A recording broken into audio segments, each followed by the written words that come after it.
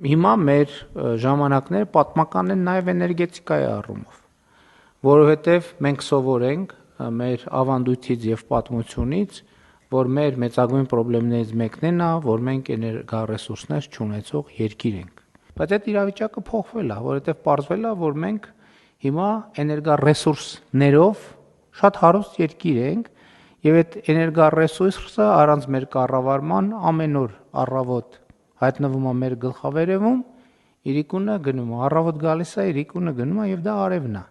Եվ մենք ունենք այնքան ռեսուրս, որ Հայաստանի Հանրապետությունը առանց չափազանցության կարող է լինել էներգետիկ առումով ինքնաբավ երկիր։ Ես հիշում եմ այս շենքում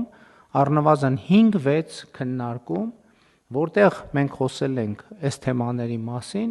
եւ առաջին, երկրորդ, երրորդ, չորրորդ, 5-րդ, 6-րդ, 7-րդ, 8-րդ, 9-րդ, 10-րդ, 11-րդ, 12-րդ, 14-րդ, 15-րդ արձագանքն եղել է, որ չէ, դա չի լինի, դա հնարավոր չի, դա տենց չի, չգիտեմ, էլեկտրաէներգիան լինում է այսպես, բարդ բանաձևեր, գրատախտակի վրա, բայց լավ է, որ մենք քաղաքական կամք ենք ցուցաբերել, որովհետեւ մենք այդ բանաձևերից բան չենք հասկանում։ Այս բանաձևերի շուրջ քննարկումների ընթացքում Հայաստանի Հանրապետությունում երկու մեծամորի ատոմակայան են ստեղծել։ Հիմա մեզ պետքա կենտրոնանալ կուտակման վրա, որպեսզի մենք, երբ որ արևը եկավ, իր էներգիան վերցնենք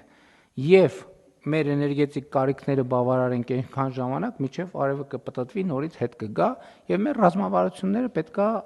հենվեն սրա վրա։ Բայց ելի եմ ասում, մեր եւ ոլորտի մասնագետների եւ ընդհանրապես մեր բոլորի էներգետիկ մտածողությունը պետքա փոխվի։ Էներգետիկան քաղաքակրթական ցուցիչ է։ Այստեղ էլ էներգետիկ ոլորտում մեր առաջի գործը սովորելն է, սովորելը։ Ոլորտի մասնագետները, ամենահարգելի մասնագետները եւ մենք բոլորս պետքա սովորենք, թե ինչ է նշանակում էներգետիկա 21-րդ դարում։